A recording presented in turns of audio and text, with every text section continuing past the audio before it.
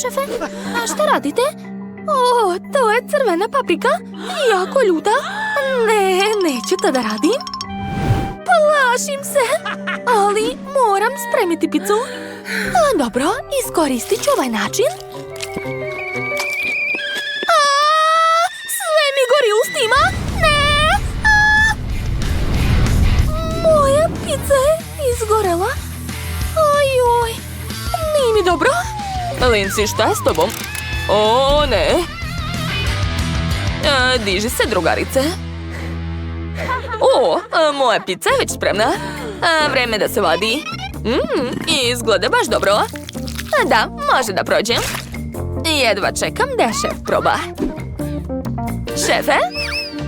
Spreman sam da probam vaše pice. Šta je to kod tebe? Čekaj, pa tvoja pizza nije spremna, sirova je.